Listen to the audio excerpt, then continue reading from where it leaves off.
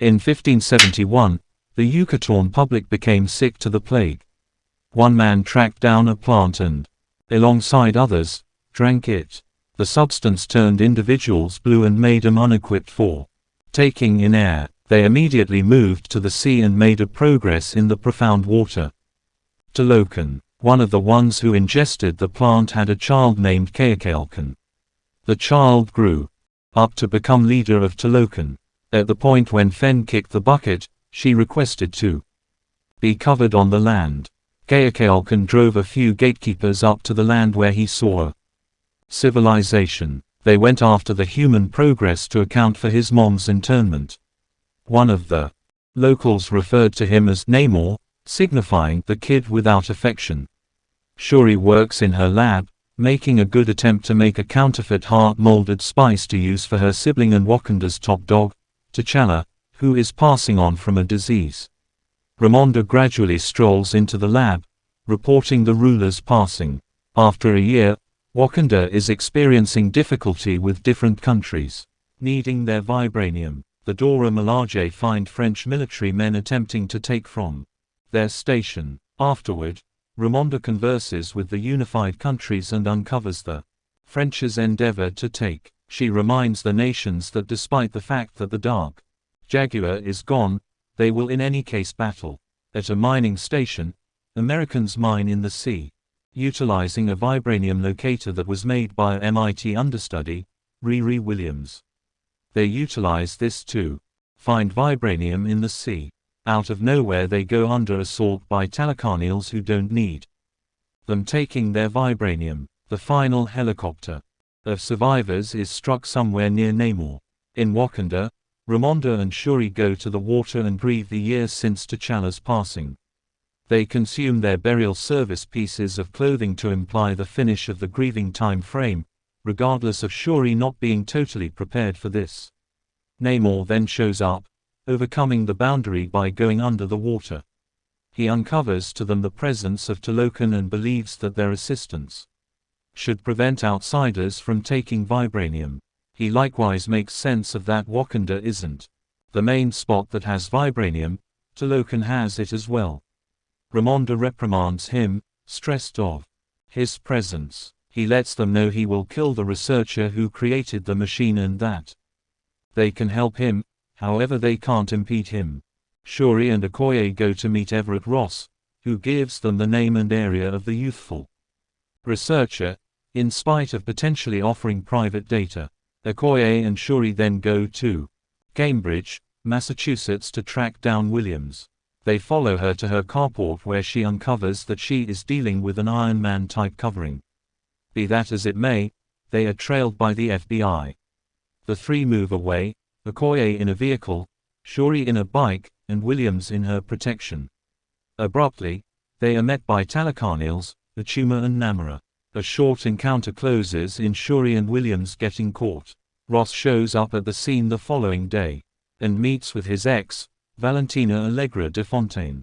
He likewise tracks down Kimoyo globules and conceals them. In Wakhanda, a rankled sovereign Ramonda condemns Okoye for losing Shuri, which is exacerbated by past occurrences, for example, when she apparently favored Killmonger when he usurped the privileged position, and flames her from her situation as broad. Shuri and Williams awaken in Talokan. Namor shows Shuri the development, attempting to persuade her regarding his standards, in any event, giving her his mom's armband. In any case, she differs in killing Williams. In the interim, Ramonda goes to Haiti to see Nakia, who had left Wakhanda 6 years earlier. She requests that Nakia track down Shuri for her. Nakia does a few spying and sorts out the area. She then, at that point, breaks Williams and Shuri out as Ramonda converses with Namor about his arrangement. They return to Wakhanda, yet just for additional torture as Namor and his kin attack. They flood the city, causing a hard and fast conflict. Namor deals with all of the Wakandan vehicles prior to flooding the royal chamber holding Ramonda and Williams. Williams begins suffocating, so Ramonda swims to save her. She can get Williams to somewhere safe, however, just to suffocate all the while. Shuri grieves her mom's passing as Namor tells her she is sovereign at this point. He and his kin then, at that point, leave the country. In the meantime, Allegra de Fontaine figures out that Ross has been speaking with Wakhanda this entire time and has him captured. M'Baku converses with Shuri after the memorial service and gives her ethical judgment that she shouldn't kill Namor. He then tells her he will give lodging to the uprooted Wakandans following the assault.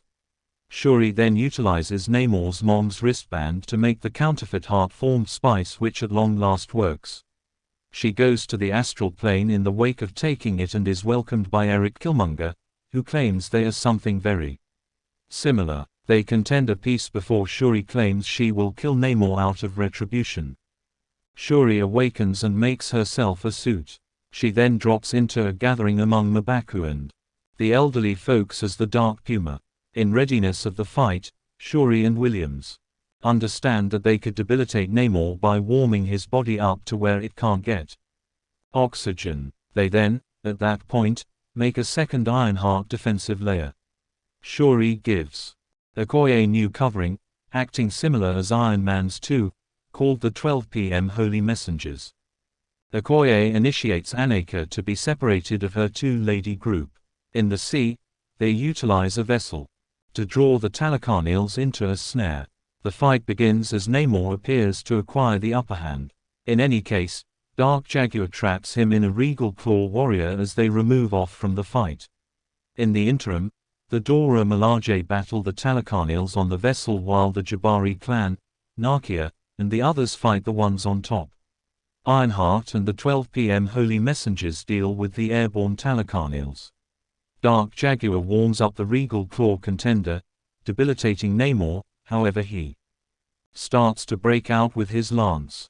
Dark Jaguar shoots an impact from her vibranium gloves, which detonates the entire boat, sending the two foes into the island beneath. The two battle some more until Namor pierces Shuri. Notwithstanding, rather than polishing her off, he is more stressed over getting to the water before he bites the dust.